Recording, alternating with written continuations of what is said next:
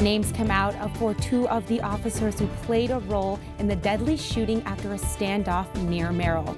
And drivers on one major Northwoods road will need to find a new route overnight as Highway 51 will be closed at Hazelhurst. Your local news and weather from where you live. Newswatch 12 Midday starts now. Thanks for joining us for Newswatch 12 Midday. I'm Allie Herrera. We now know the names of two more of the officers involved in a deadly standoff near Merrill last week. 50-year-old Scott Maynard had been pulled over in Anago just after 6 a.m. Tuesday. Police tell us he shot at an officer and took off. Police chased Maynard through Lincoln County, down Highway 64, and eventually stopped him. He got out and started an hour-long standoff with police. Investigators say Maynard eventually shot toward police and 4 officers fired back. The 2 officers from Lincoln County have now been identified.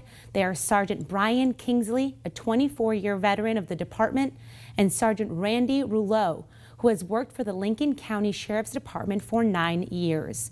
Previously, the Anago Police Department said Patrolman Joseph Husnick was the Anago officer involved in the shooting. A Langlade County deputy was also involved. The Department of Criminal Investigation is handling and reviewing the shooting.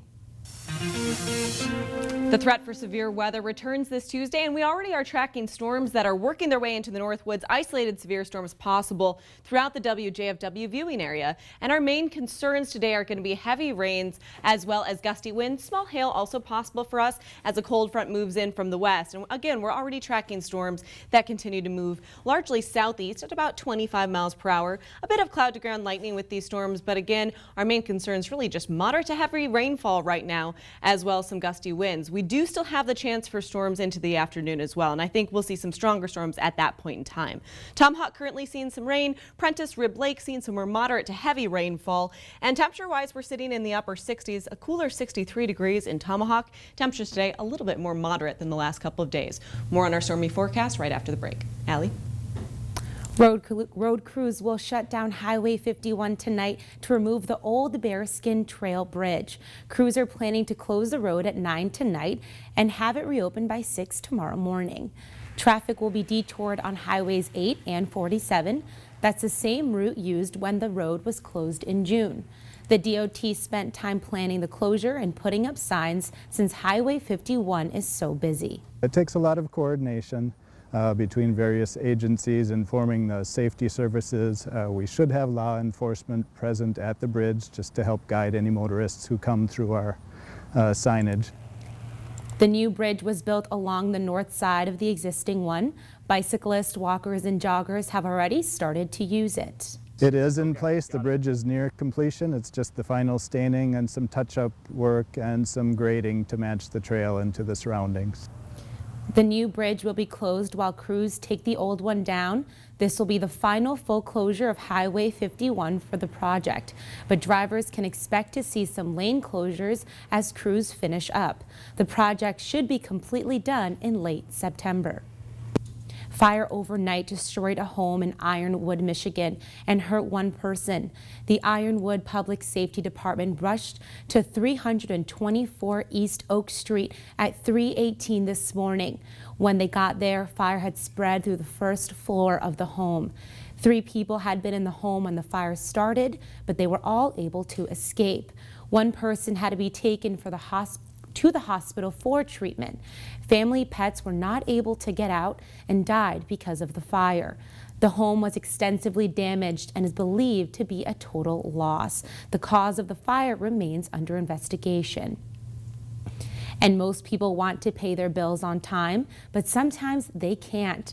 That's when bankruptcy might be filed, but fewer people in Wisconsin need to take that step these days. Federal bankruptcy filings are at their lowest level in 9 years. Court records show just over 9,000 filings were made during the first half of the year, down about 11% from the same time last year. The last time there were fewer than 10,000 bankruptcy filings through June was in 2007. A bankruptcy attorney believes filings are down because many people have returned to work and the economy has improved.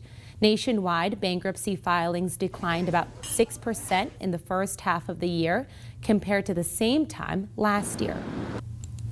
And a man lost his wedding ring just one day after getting married in Madison. Luckily, some help was able to find the ring back. Morgan Wolf reports. 4 years ago, Heidi and Robert McLean started dating. I asked her out to lunch one day, and she brought her whole family. I did. They became husband and wife last week.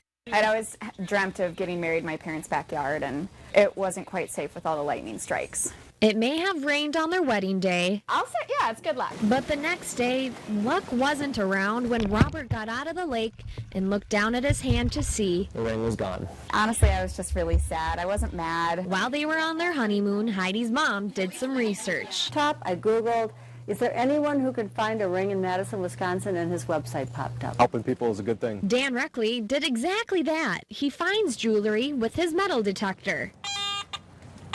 Robert's story is great because he had it less than a day. Just this footprint area right here that we searched, and He found the ring within 15 minutes. like his ring just screamed when we went over I it. called him and I said, you guys get over here right now. They arrived thinking they had to record the story of how they lost the ring, but little did they know. What, you found it? Held his hand up, and on his pinky finger was the ring.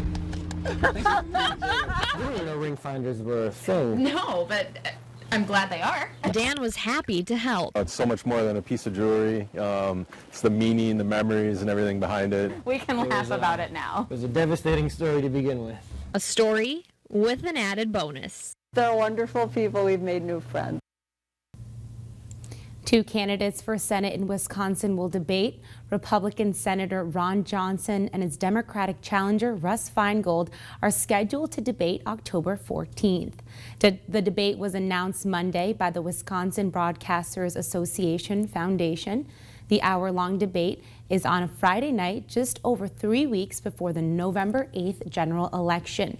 It will be somewhere in the Green Bay Appleton market, but the exact location was not announced. This is the first announced debate of the campaign between Johnson and Feingold. Donald Trump is facing more criticism for his feud with the Muslim parents of a fallen war hero. Now his running mate is feeling the heat.